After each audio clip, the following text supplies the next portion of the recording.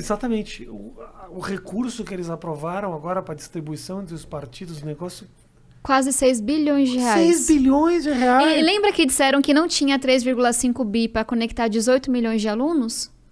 Pois é, né? Prioridades. E aí? Cara, pois é, esse negócio, estão dizendo que o Bolsonaro vai vetar, mas que ele já combinou todo o jogo para o Congresso derrubar o veto. O que a gente tem que fazer? Essa próxima votação é nominal. Vai ter o nome do deputado que votou, não só no orçamento inteiro, e aí eu já votei não, mas especificamente no fundo eleitoral. A gente tem que botar para quebrar. Tem que fazer pressão. Mas não teve agora na votação inicial umas figuras que saíram falando mal do projeto e votaram sim? Zambelli, Eduardo Bolsonaro. O Bolsonaro, não, um absurdo. O próprio Bolsonaro. Lá. Sim. A base do governo votou pelo fundão. Isso foi acordado com o Bolsonaro. E aí, por que a gente critica? Eu não sou contra financiamento público de campanha. Eu sou contra que ele seja tão absurdamente alto e que ele não seja distribuído igualmente entre os candidatos. Hoje, como é que é? O dono do partido vai lá e coloca 2 milhões para um amiguinho, 2 milhões para o outro, 2 milhões para o terceiro. Claro, Se é para ter financiamento público, tem que ser muito menor do que é hoje e distribuir igualmente. Eu fico...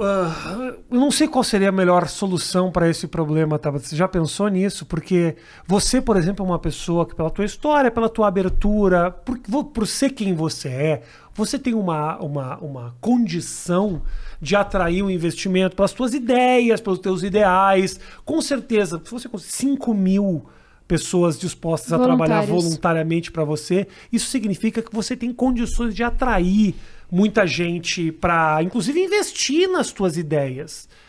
Tem outros deputados que não têm, e que às vezes têm ideias muito específicas que também são importantes, ou que talvez não se comuniquem tão bem quanto você. Já ouviu falar do voto distrital misto?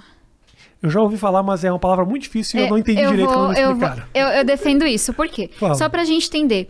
Que eles Quer dizer, eu sei, mas fala pro nosso pessoal aí. Não, vamos lá. O que eles estão querendo defender hoje no Congresso? Distritão. Tá. Não tem nenhuma democracia minimamente respeitável que tenha distritão. Todas acabaram. O que é o distritão? É como se a gente tivesse quase que uma eleição majoritária para governador, para prefeito. Concorram, partido quase não importa mais, o mais votado é eleito. E isso, os estudos mostram, encarece muito a eleição. Isso vai fechando a porta. E a gente fez um programinha de computador e rodou as eleições de 2018 com o distritão. Uhum. E a gente mostrou que menos mulheres teriam sido eleitas, menos negros, a única deputada indígena não teria sido eleita e de 17 deputados teriam sido reeleitos, no lugar de quem estava chegando pela primeira vez. Ou seja, é isso que eles querem. Dado que a gente está numa pandemia que não tem tanta pressão popular, eu defendo que a gente não tenha reforma nenhuma. Não vamos mudar nada, porque eu tenho medo do que está acontecendo. Uhum. Mas se a gente tivesse uma reforma séria, eu defendo o distrital misto. São Paulo, são 70 deputados federais. Então, 35 cadeiras vão ser por distritos, que eu já vou explicar, 35 cadeiras por causas. Cada cidadão tem 2 votos. Então, a gente pega o estado de São Paulo e divide em 35 distritos. Eu não sei os dados exatos porque a gente nunca fez, mas eu acho que São Paulo seria uns 4 distritos, por exemplo, porque tem muita gente. Uhum. No interior você teria distritos que são vários municípios menores. E aí, por que é importante? Cada região vai ter o seu representante. Fulaninho representa a região sul de São Paulo. Se fulaninho não fizer um bom trabalho, a gente sabe o nome dele, a gente sabe quem que é ele. A gente sabe a porta de quem bater na hora de cobrar. Exatamente. Também. É muito mais barato o fulaninho da zona sul de São Paulo fazer campanha do que ter que fazer campanha no estado inteiro, como é hoje. As campanhas brasileiras são muito caras. Uhum. E aí, por que eu não defendo que seja só distrital puro, mas defendo que seja um misto? Porque tem gente que não tem causa territorial. Eu sou um exemplo. Eu não sou deputada de uma região. Eu defendo quase que uma pauta nacional, que é a pauta da educação, das mulheres. Sim, sim. Quem está na pauta de combate à corrupção, de meio ambiente. Essa pessoa não dá conta de fazer uma campanha local. E aí tem 35 cadeiras que você pode fazer campanha no estado inteiro, mas com uma causa específica. Tá. Esse é o modelo alemão. Não é que vota pela causa, vota na pessoa. É, vota na pessoa. Eu achei que você tinha uma causa específica. Não, eu só dei um exemplo, porque, por exemplo, um candidato da pauta LGBT, dificilmente ele vai ser o representante de um distrito. Área. Não, então, mas ele pode pegar votos de quem se mobiliza por aquela causa. Perfeito. E esse é um sistema que diminui muito o valor da eleição. Por que eu dei essa volta toda?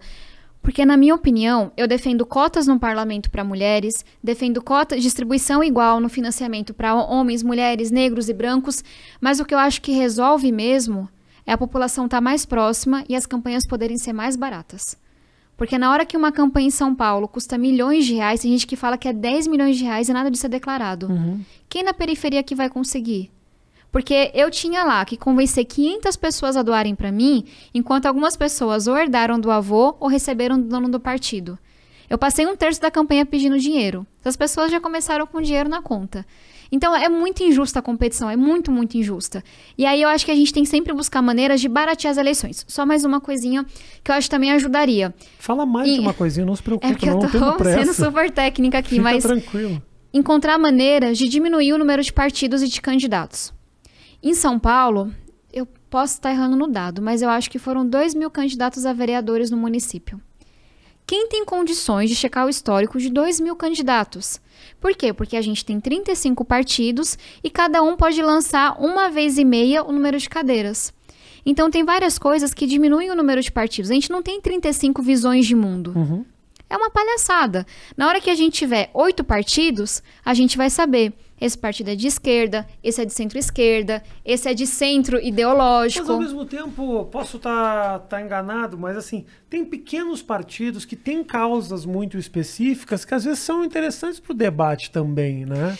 Sim. Os pequenos partidos que defendem uma causa específica, ou uma determinada parcela da população, eu acho que às vezes os partidos pequenos eles trazem alguma coisa para o debate público também, não? Eu concordo com isso, mas é correto que a gente, em um país tão pobre como o nosso, financie 35 partidos, Concordo, 20 e poucos partidos? Concordo. Se isso for diminuir a quantidade de dinheiro que é distribuído, super top. aí, também não adianta você tirar os partidos e pegar esses 6 bilhões e dividir em menos gente. Tem que aí reduzir. a corrupção aumenta ainda mais, porque os caras vão ter mais dinheiro na mão ainda. Com certeza. Mas eu falo que é importante diminuir o número de partidos, porque hoje quem sabe dizer qual é de direita, nem eles sabem dizer. É muito então, difícil. Na hora que você força a Acho ter que um nem partido... eles sabem se eles são de direita ou de esquerda também. Pois é. Poxa, pessoas que pensam mais parecido vão ter que se juntar. Partidos pequenos de esquerda vão ter que caminhar juntos para ter força. Partidos pequenos de direita vão ter que caminhar juntos para ter força. Mas eu acho que isso é bom para a democracia.